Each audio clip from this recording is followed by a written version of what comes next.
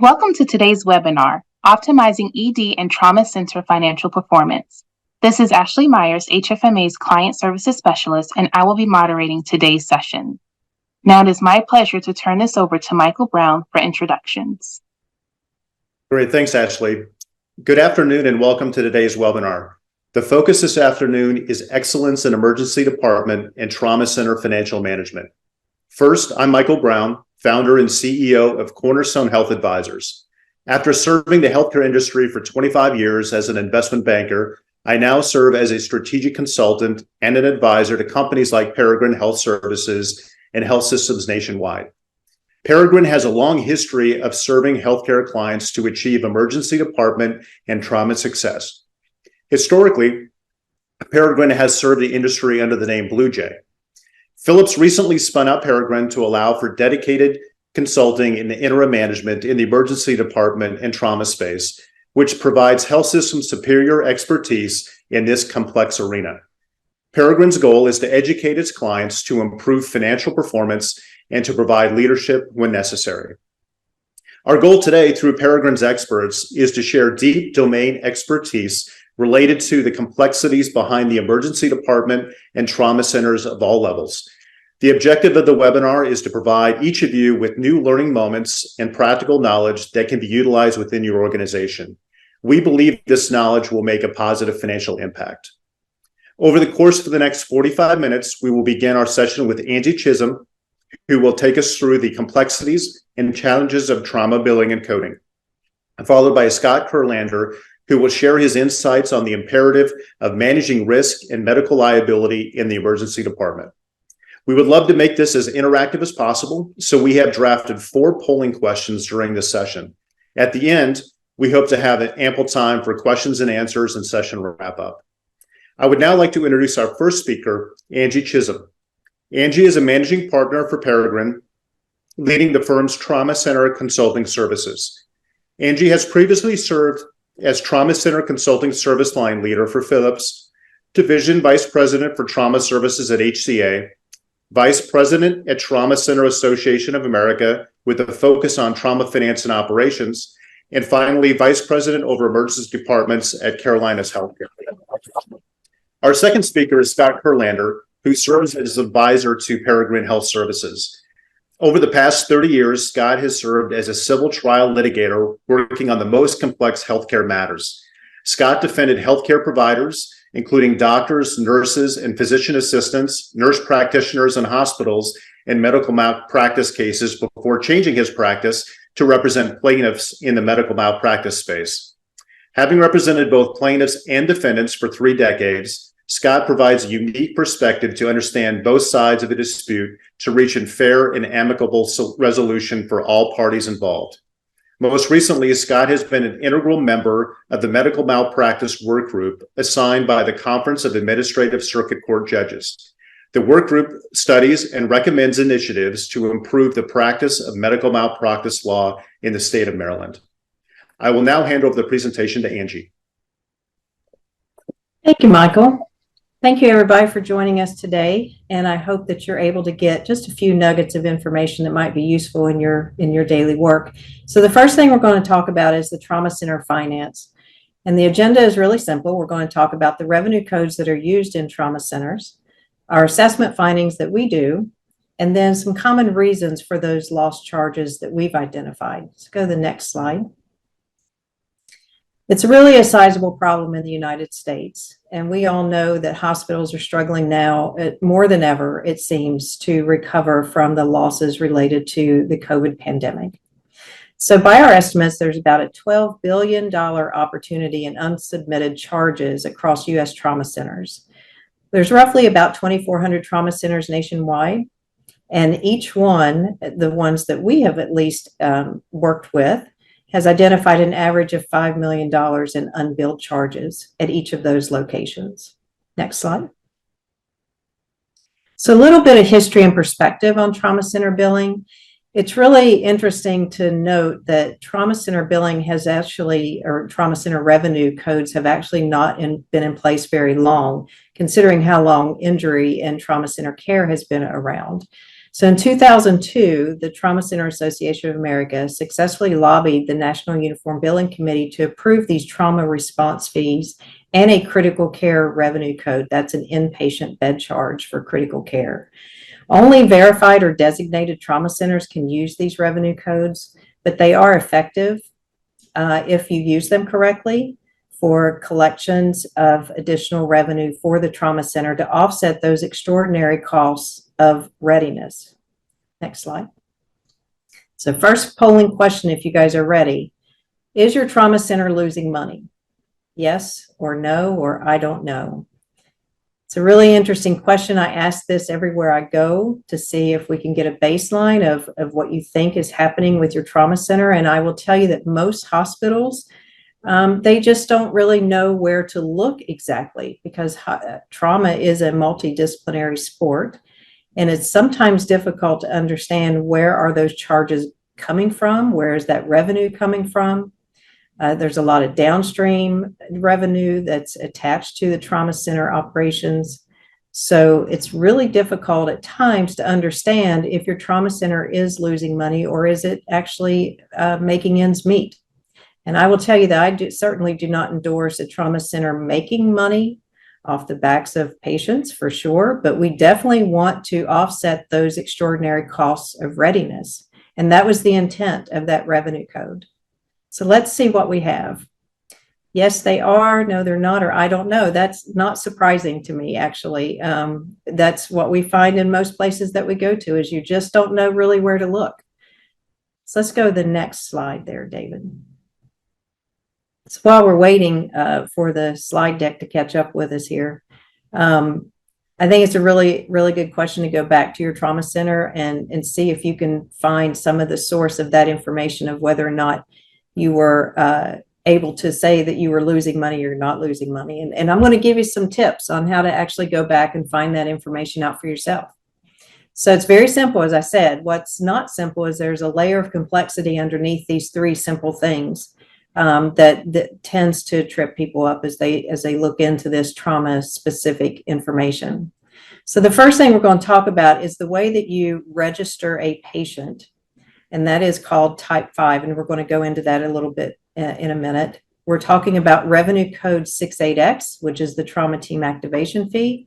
We're talking about revenue code UB 450, which is the emergency department fee, and the UB 208, which is the ICU daily accommodation fee. Go to the next.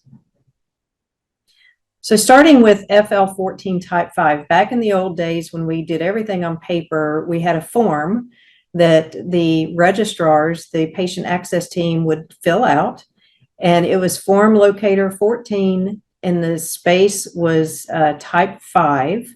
The space had 5 different options: emergency, urgent, elective, newborn, and trauma. Type 5 means that it's a trauma center. It is used in the registration process to identify the type of patient priority. And why is this so important? And this is just a screenshot from one of the software vendors that we've worked with in a different hospital. But you can see here the different options that are available to the registrar.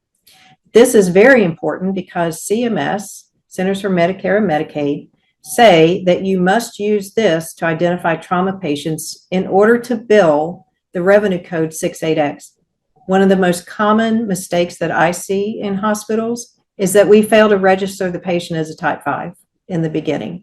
Therefore, when you submit a revenue code 68X on the claim, it will be denied or just not paid. Next slide. So the meat of this whole thing is around the revenue code UB68X, and the X indicates the trauma center level. A lot of hospitals have made the mistake of thinking that the X indicates the trauma response level, the activation level of the team, but it is not. So if you are a level 1 trauma center, you will always use UB681 with the revenue code to indicate the revenue code. You may have multiple tiers of trauma team response underneath each level. So level 1 may have a modified, an evaluation tier, 3 tiers, but they would all be billed as a 681 as that revenue code. Again, this can only be used by designated or verified trauma centers. Go to the next.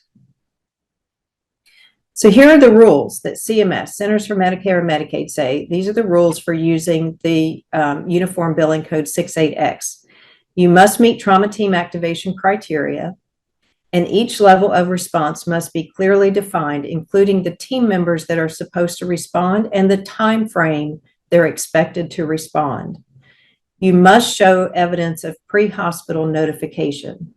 You must be using the Field Locator 14 Type 5 to indicate a trauma center patient, and you must use the UB68X revenue code for a trauma team activation. One of the other conditions is that if you have 30 minutes of critical care, go back. If you have 30 minutes of critical care, then you must assign the government code 0390 in addition to the 99291. And we're going to talk a little bit more about the critical care, because I just said if you have 30 minutes of critical care, the rule is not that you must have critical care. A little bit different nuance there.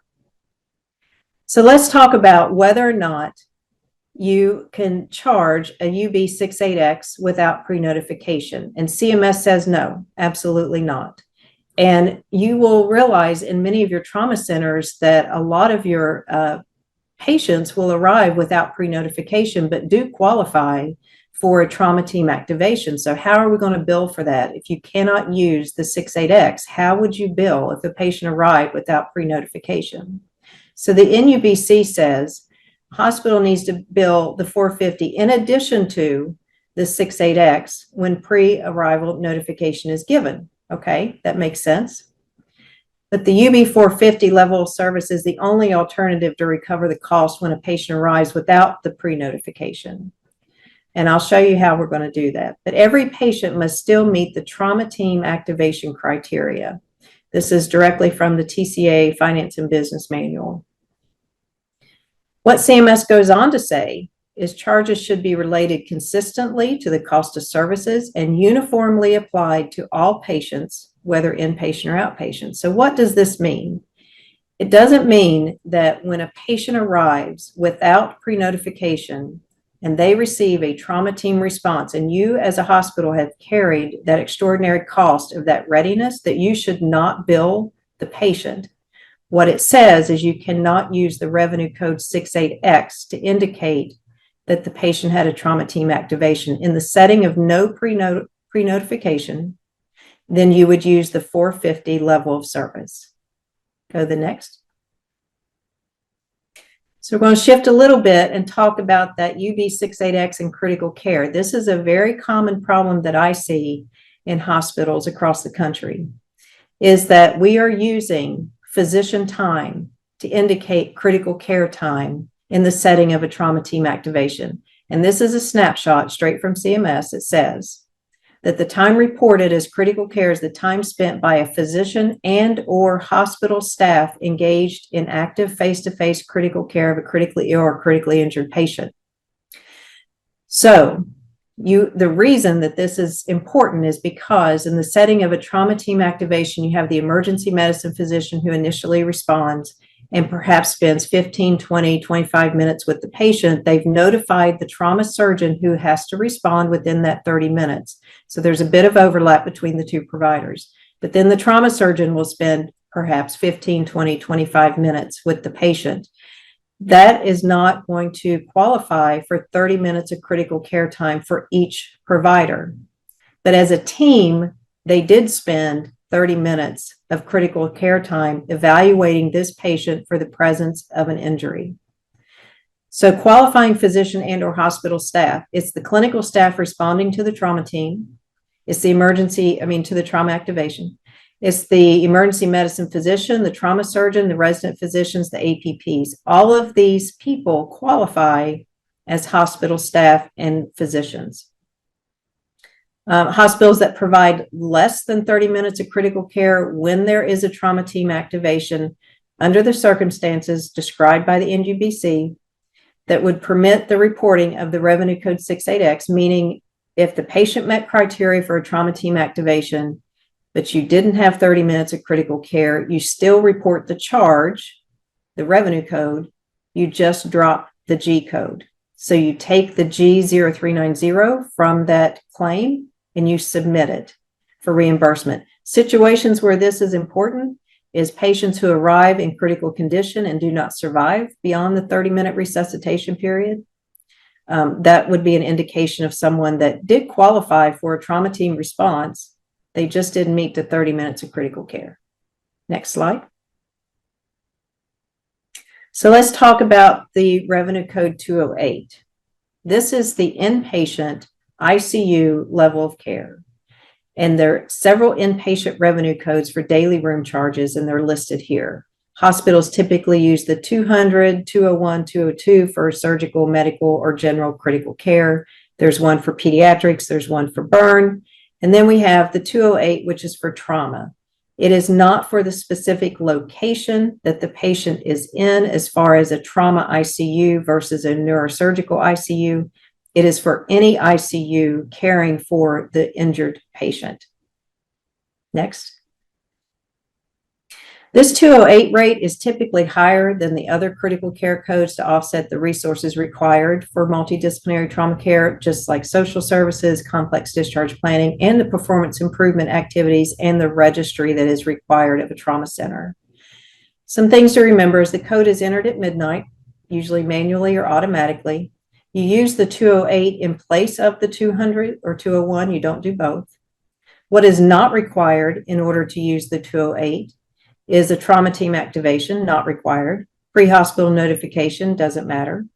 Or admission to the trauma surgeon or trauma service, that also is not required. What is required is that the patient is injured and requiring ICU care for their injury. So UB 208 indicates the level of care provided, not the patient's location, as I just said. So making sure that all of your overflow areas have that option for charging that 208 is important. Documentation of the multidisciplinary rounds or advanced care must be evident to support the billing. That's the daily progress note. Daily charge is typically $1,000 to $2,000 per day above the standard ICU charges to offset the cost of additional resources required for trauma center care. Next slide. All right, let's go to polling question number 2. Do you have a coding expert on your team? Yes, no, or I don't know. We often find that this is a very small subset of patients for any hospital, even the largest trauma centers. It's still a very small subset of patients compared to stroke or STEMI or some of the other cancer, for example. And so there's really not anyone who has that expertise on the team. You have a lot of generalists and a lot of coders who perhaps have not had that specific training for the nuances related to trauma coding. So I find that that's not something that is usually available. But when we work with hospitals, we typically identify someone who can become that expert on the team and really dig in and understand the different rules and regulations around the trauma coding, because it is 3 simple codes, but there's a lot of variability within those, a lot of if and then. Something to consider. So let's see. Do you have a trauma coding expert? Yes. Oh, fantastic. That's awesome. And then I don't know. Good question to ask when you get back to work today, is to find out if you have somebody like that. So let's move on to the next one. That's awesome for the folks that do have it. That's great. And you're probably the same ones who know that you're making money in your trauma program because you have people dedicated to it. So wrapping up, what I have to present to you today is, I know we went through it very quickly, but common reasons for the lost charges that I see is failure to use that type 5 correctly during the registration process. Reason number 1, that people lose the charges. Number 2 is failing to bill that 68X correctly for the trauma team activations. A lot of times we see that the critical care time, probably most often I see the critical care time is limited to the ED physician's time. And then coders are removing the 68X because they believe that you must have critical care in order to bill the 68X. So not using that correctly, the 68X or the critical care time, is 2 common problems that I see. Failing to use that UB 208 correctly in the daily ICU charges. There's some easy reconciliation that can occur through the trauma registry and the billing department to see if you're capturing it all. Failure to resolve your over and under triage, and that is a clinical problem within the hospital. There is some allowance and leeway for under and over triage within the trauma department, but failing to reconcile those will lead to undercharge. Being on bypass, going on diversion, obviously your patients aren't getting into your hospital for the care that you can provide, so that is a common reason for lost charge. And those avoidable transfers out, we see that a lot with some level 3 trauma centers where orthopedic surgeons perhaps will transfer out some patients that otherwise could have been managed at the local level 3. Now, these are some of our assessment findings that we've done across the country. You can see the variation here. The variables include the trauma center volume, the payer mix, the activation fees, and the daily ICU accommodation code fees. But you can see it's pretty substantial, the amount of money. It doesn't matter what level of trauma center you are, there is probably some lost charge opportunity there. All right, next slide. I'm going to hand it over to my colleague, Scott Kurlander, and he's going to take it from here. Thanks, everybody. Thanks, Angie, and good afternoon, everybody. It's such a pleasure to be here with all of you this afternoon. You're probably not used to seeing, experienced trial lawyer like myself in this kind of environment, but this is a unique opportunity you have to, as Angie says, take a few nuggets away to potentially help your system save some money because we know litigation takes a significant financial toll on every healthcare system. Again, by way of background, I have been a medical malpractice litigator and trial lawyer for almost 3 decades, having represented all types of healthcare providers for quite some time in the beginning of my career before switching over to representing patients the last 23 plus years. Along with that, I've been legislatively active in reforming healthcare and in tort reform efforts here in Maryland, and have been a recent advisor to Peregrine. And this is an exceedingly passionate topic for me, and with respect to minimizing the financial toll on your systems, we should evaluate some of the risks inherent in the emergency department environment. Next slide, please. So you guys are probably very much well aware that the emergency department represents a challenging and dynamic clinical environment characterized by rapid decision-making, lots of patient turnover, in addition to the critical nature of the cases that are seen in the emergency department. Frankly, in its simplest terms, in the ideal emergency department, the right drug is always given via the right route to the right patient. Disposition is always correct, and all likely items on a patient's differential diagnosis are considered for that patient. Also, in the ideal emergency department, everyone is timely seen. No patient feels forgotten. Every nurse and every doctor has adequate support, and every resident or student receives appropriate supervision, and all patients rest secure in their knowledge that there will be no medical errors that occur. Unfortunately, this ideal does not really exist. And the complexity inherently involved in the emergency department lends itself to potential medical errors and possible resulting litigation, and even if not litigation, claims that go to the financial bottom line of the system. Next slide, please.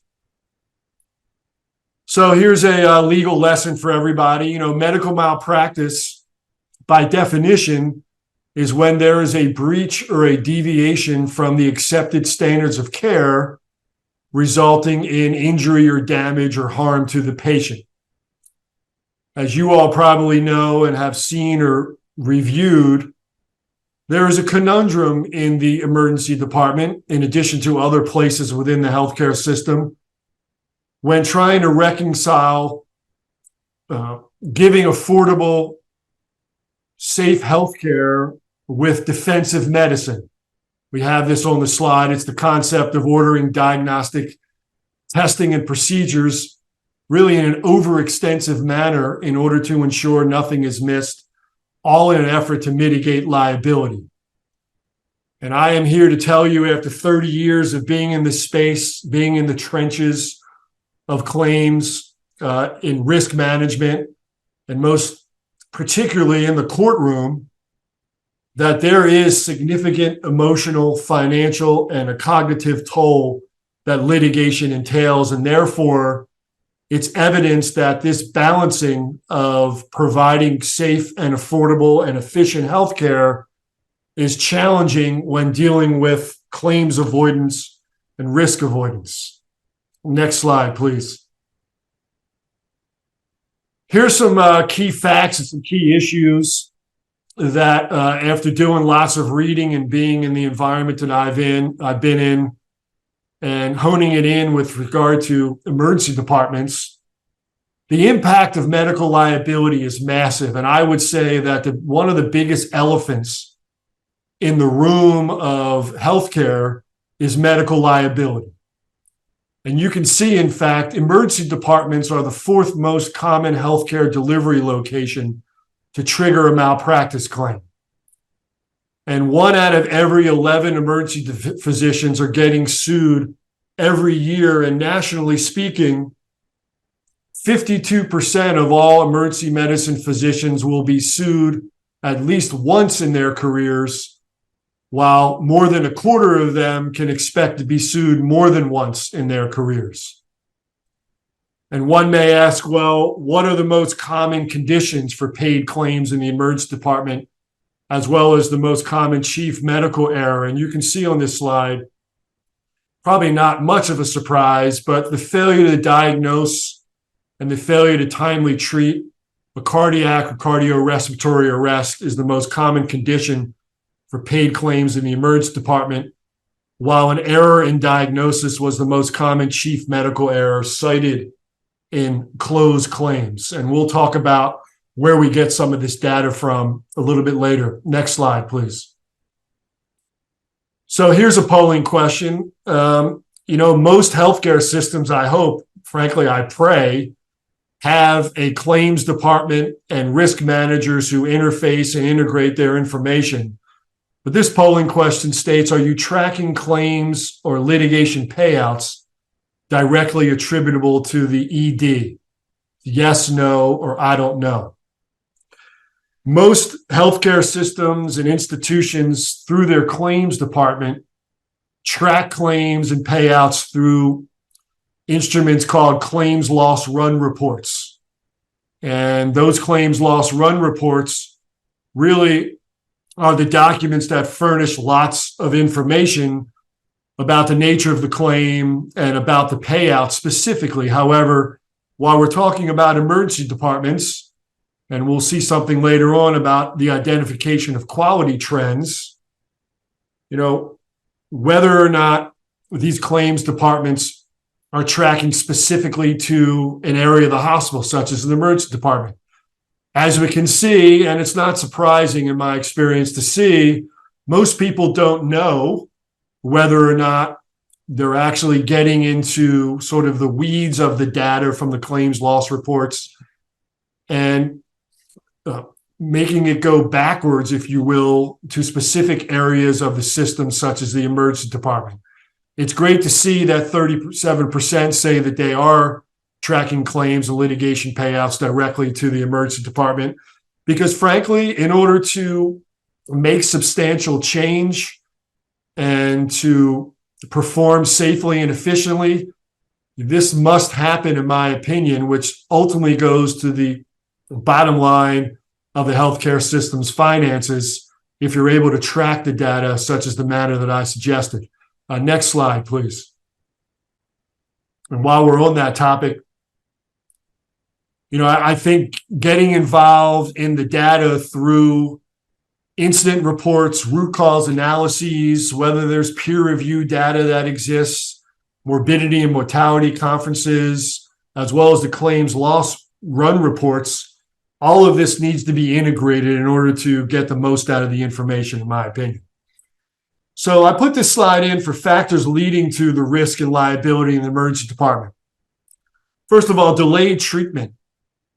Patients who wait an extended amount of time or are misprioritized at triage certainly play a role in leading to the worsening of conditions and therefore subsequent claims and subsequent litigation. Tangentially with that is the area of misdiagnosis.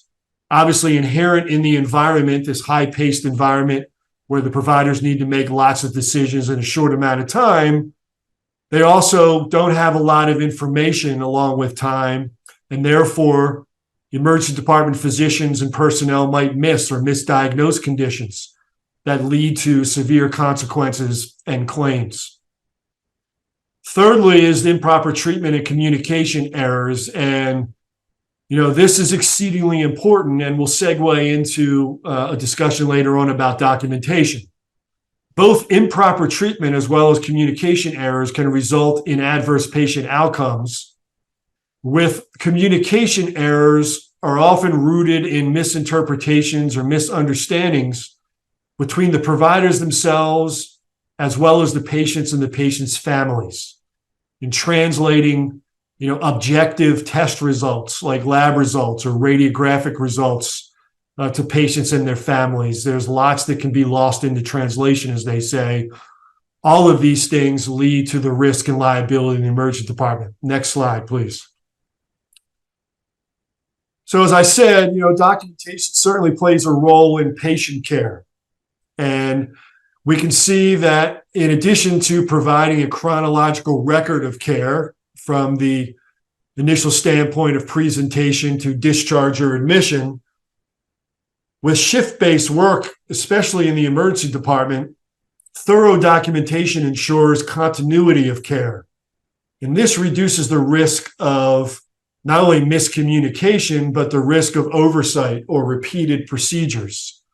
As the flow of care is continuing from one provider going off shift to a new provider coming onto shift, what is the process? What is the mechanism of communication about a certain patient? Because lots of things can be lost with improper communication and improper documentation. And as we can see in the bottom here, documenting clinical reasoning, especially for decisions that may seem to be unusual or unconventional, that offers explanation and insights into the care pathway chosen.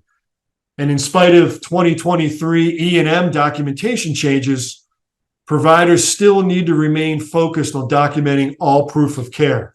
Next slide. So this probably will be one of the most important slides to most of the audience, as far as I'm concerned, in terms of the financial costs and considerations of risk in the emergency department. As I said, medical liability is one of the biggest elephants in the room of healthcare. Why? Because medical liability to the healthcare system in the United States is estimated to cost anywhere from $50 billion to $150 billion annually. Think about that. It's just a staggering number. And based upon the medical professional liability database and the last 15-year period that was studied with regard to closed claims, specifically in the emergency department, indicates that the average indemnity payment for settled claims was $297,709. Those are settled claims. If the case goes to trial and there's a plaintiff's verdict in cases involving the emergency department in the United States, the average plaintiff's verdict was a little over $800,000. And this last number was very interesting to me, which is why I included it. And that is, even in the cases that go to trial and are won by the defense, it still costs the hospital and these systems $111,446 in defense costs. And if you move up to the top right of this slide, you can see that even claims that are filed, that are ultimately dropped or dismissed, or the plaintiff's lawyer withdrawals, it still comes with a roughly $26,000 price tag to the system, even in cases that don't end up going to the end. And therefore, the cost hospitals put into fighting claims, as well as possibly unnecessary testing, as I said, this sort of defensive medicine in order to preemptively protect doctors from being sued, certainly and significantly undercuts the funding and the dollars that can be used elsewhere, whether it's for renovations, whether it's to pay personnel, whether it's to mobilize units to get into inner cities, for example, whether it's from a philanthropic standpoint. There's a significant cost to hospitals. Next slide. Next polling question. Do you identify quality trends for medical liability claims resources and incorporate into education and review of policies and procedures in the emergency department? I would submit to everybody that unless one is getting into the data as they should and identifying quality trends and then translating those quality trends from your claims departments and your risk management departments into a review of policies and procedures in light of those quality trends, into the education and awareness elements based upon those sets of data in order to prophylactically prevent medical errors and or mitigate or reduce not only the number of them, but the severity of them as well. Let's see what the poll suggests. Yeah, interestingly, so roughly 80% either doesn't know whether they do this or don't identify those quality trends and incorporate that. This is a significantly important issue for someone like me in this space, in the mitigation of risk and in saving money for the hospitals, in my experience, whereby there's a missing link between analyzing the data and incorporating what you're seeing in the data into things such as education and things such as a review of policies and procedures, again, in an effort to mitigate or prevent medical errors from happening, which translates to the bottom line financially of the hospital. Next slide. So here's some strategies in my 30 years of experience, both in the courtroom as well as giving grand rounds, as well as talking to individual insurance carriers and their insureds, and all the activities I've done over the last 30 years. And a lot of this may seem to be obvious. However, it's not being done to the extent necessary. Again, substantiating the standard of care. And the standard of care in the world of medical malpractice litigation really means what the most reasonably prudent healthcare provider is doing under the same or similar circumstances. And the legal standard is for a plaintiff to prove a violation or breach of the standard of care, they must prove that most physicians or healthcare providers under the same or similar circumstances would have done it a certain way. And therefore, if the defendant at issue didn't do it that way, arguably and legally, by definition, that's a violation of the standard of care. So the medical record, based upon my 30 years of doing this, is the best evidence any defendant, individual or hospital or healthcare system can have in medical malpractice litigation. For no other reason, it's a contemporaneous document before any litigation even starts. And therefore, it's exceedingly important when you look at the rest of the slide, when it comes to issues like informed consent and issues such as patient refusal. Not only should you document, and I've seen this, and you guys may be familiar with this, all risk, benefits, alternatives, and complications were provided to the patient, period. It's a very general statement. You know, I always advise healthcare providers to be a little more specific. The extra minute or two that you don't think you have to document the patient's record, in the end, in the face of a claim or a piece of litigation, could be salvation, quite frankly. How often have we heard, oh, well, I recommended a CT scan or a particular study for a patient, and for one reason or the other, the patient refused? Well, if that's not documented, I can assure you in the context of a medical malpractice case, when the doctor or healthcare provider is asked, well, why didn't you document that the patient refused that particular recommendation?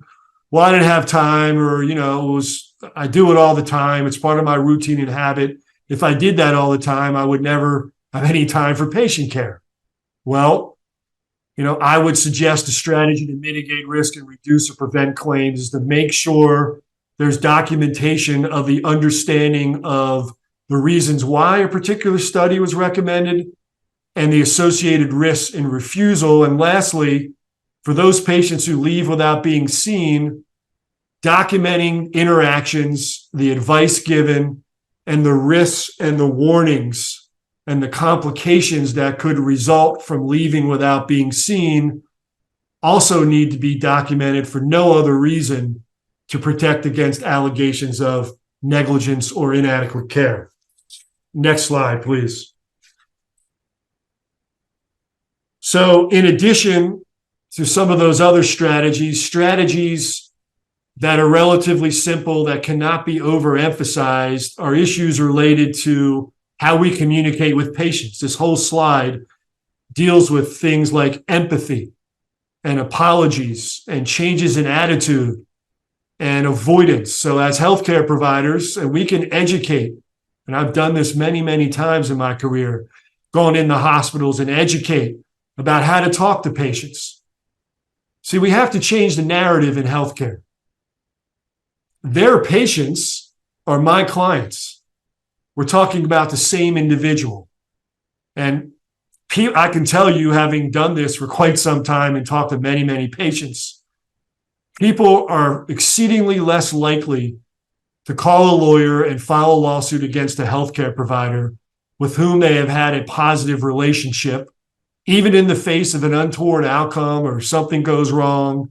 If they feel as though there's been some empathy and compassion shown, all of the questions have been answered to the best of their ability, they've done it truthfully, and they've been honest about the errors that have occurred. And in many, many states, I know here in Maryland, we have something called an I'm sorry law. It's a great law, which means if a healthcare provider comes out of an operating room or after procedure where a mistake or a complication occurs, and they simply apologize to the patient, listen, Mr. Smith, a complication occurred and we're really sorry it happened. There was a mistake made and we're going to do everything we can to take care of you or take care of your loved one. There are lots of states in the United States where an apology, those words, I am sorry, is not admissible in a court of law. And I'm here to say those three words can significantly reduce the cost of medical liability. There's no question about it. Next slide. So in conclusion, there's a lot of information in a short amount of time. Happy to be available to answer any questions, both online and offline. There is a heavy cost associated with this litigious climate we all find ourselves in, such that medical liability takes a significant financial toll on a healthcare system. Are we going to be able to get rid of all the medical errors? No. But with a little more attention paid to the data, more education of the providers, a more comprehensive review on a regular basis of policies and procedures. If one emergency department claim that settles costs approximately $300,000 a year, and if one of those claims that goes to trial results in a plaintiff's verdict of $800,000 a year, the return on the investment of doing some of the things that I've suggested and the strategies involved, if we can just eliminate one claim, and I'm here to tell you I can eliminate much more than that, there's a significant return on the investment. So therefore, I'll leave you with the parting shot that healthcare systems certainly need to embrace both traditional and innovative medical liability risk prevention, balancing both the needs of patients and the need for affordable, safe, and accessible medical care. I want to thank everybody for your attention. Certainly honored to have been part of this panel, and certainly look forward to hopefully working with many of you in the future, and we'll love to take any questions that you may have for either Andrew or myself. Thank you so much for our speakers for that engaging presentation. I'd like to invite those listening to enter your questions in the Q&A box located on your computer screens. And I'll start with the first one that we received earlier. If we were to only have ortho trauma coverage and not designated as a trauma center, will we not be eligible for additional reimbursement? Not through the trauma activation fees. You would not be able to use that specific revenue code UB68X if you're not a designated or verified trauma center. The second question asks, does any of this apply to professional claims? The information that I provided was specific to facility claims and not to the provider side. There's conflicting information out there regarding the use of the 68X revenue code when there is not pre-hospital notification. Based on this presentation, trauma centers should be using the 450 rep code with the critical care codes only. That's partly true. It's a little more complex than that. Again, you're not required to have critical care time in order to bill for the trauma activation. In order to use the 450 in lieu of the 68X, you would build on your charge master a 450 plus full activation, a 450 plus modified activation, a 450 plus a limited activation. And that's how you would build out the charge master to account for the patients who arrive without pre-notification. Happy to talk about that offline if you need more information about that. It's a little complex in how to build that, but that is the only way that you can bill for patients who arrive without pre-notification in the setting of a trauma team activation. Someone said, did I hear correctly that a trauma center should always use the same revenue code, such as always use 681 if level 1 trauma center? That's correct. Yes. So you are assigned based on your trauma center level, your designation level. So if you are level 2, you would always use 682. And again, on your charge master, you would have several line items indicating the different variables that we talked about, with and without critical care, for example, the different full, modified, partial. So it's not just 2 or 3 lines on a charge master. It's actually several lines on a charge master for charging the trauma team activation fees. Are trauma team activation fees reimbursable after the patient is admitted into the hospital? Yes, absolutely. That comes up quite often in many hospitals that I go into. There is this misunderstanding that once the patient's admitted, you cannot bill for that ED visit. That's not the case. You, of course, can bill for the ED visit. It's all outpatient charge at that point. It goes on the outpatient piece of the patient's visit. There are some changes to when you submit charges through DRG that they perhaps do not want a specific HCPCS code or CPT code. But we can talk about that offline as well. But yes, absolutely, you can bill. That's the intent of this, is to have a patient that comes into your hospital that's critically injured and gets admitted to your hospital for care. So of course, yes, you should be able to bill for that. Okay. And another billing, let's see, are you able to charge for trauma team activations when there's no pre-notification? Yes, under the 450 that we talked about. There is a mechanism to do that. You cannot use the 68X in that setting. You'd have to use the 450. Okay. And in the setting of trauma team activations, how do you calculate critical care time? It is typically a good way to do it. And what I recommend is that whatever you use for your trauma flow sheet, because that is the scribe using that to represent the entire team's time in the room, you would have a start time and a stop time. So a start time of when the patient arrived and a dispo time when the patient is finished with the emergency department resuscitation phase. It would include the time that they go to CT scan, for example, come back to the emergency department. If they're being admitted to the ICU, obviously that critical care time is continuing. If they're being transferred, for example, that would be a stop time when they leave your department. So there's all sorts of ways to define that stop time, but you would want to build out what that criteria looks like in your policy, in your trauma team activation response criteria and policy. But an easy thing to say is start and stop time is all you need. Thank you, Angie. Scott, I think this question is for you. As a former medical malpractice trial lawyer, what are some of the most effective and cost-efficient ways of preventing and reducing medical errors in the ED?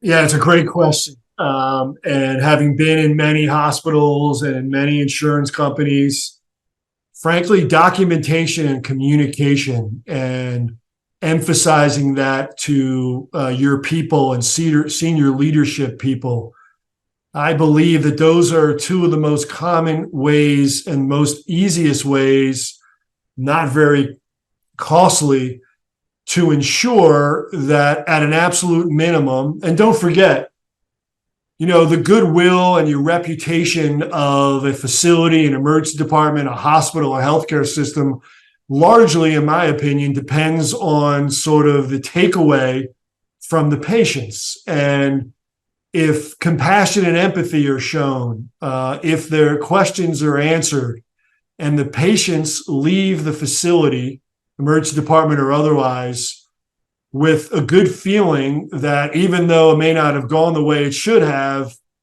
people showed compassion. They cared about me. They answered my questions. They took the time.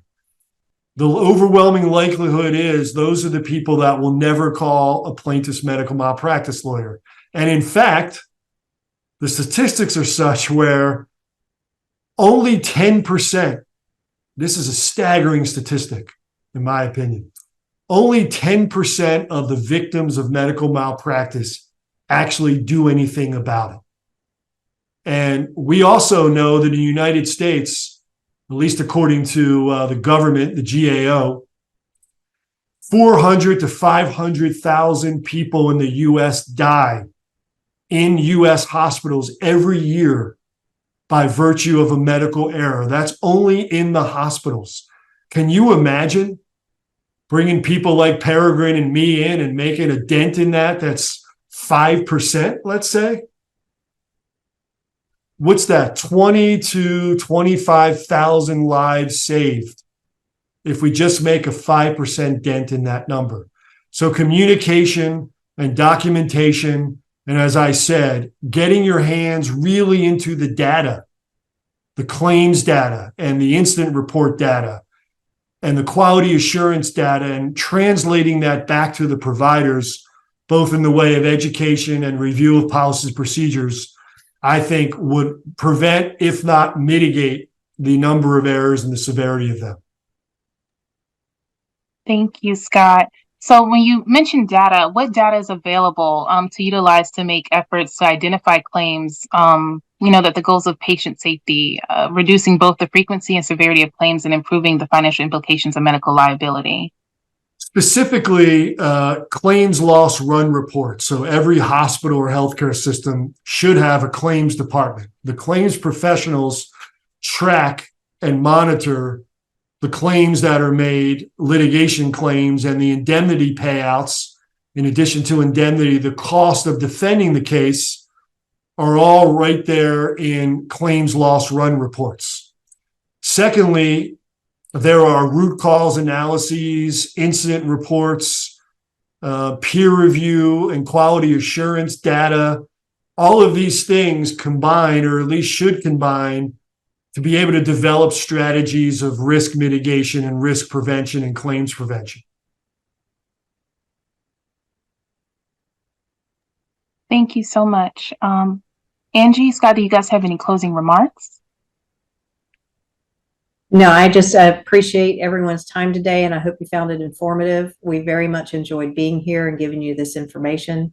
Obviously, my information's here. If you have any follow-up questions, didn't want to ask out loud or whatever, just send me contact information. Happy to help. I hate when I see people struggle with this information. So thank you again. Scott, anything?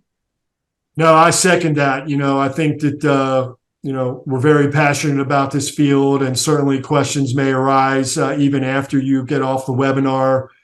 We're happy to answer those questions to the best of our ability. And, we appreciate your time and your willingness to listen to us. So thank you very much. And with that, we have reached the conclusion of today's webinar. I would like to thank our speakers for presenting and Peregrine Health Services for sponsoring.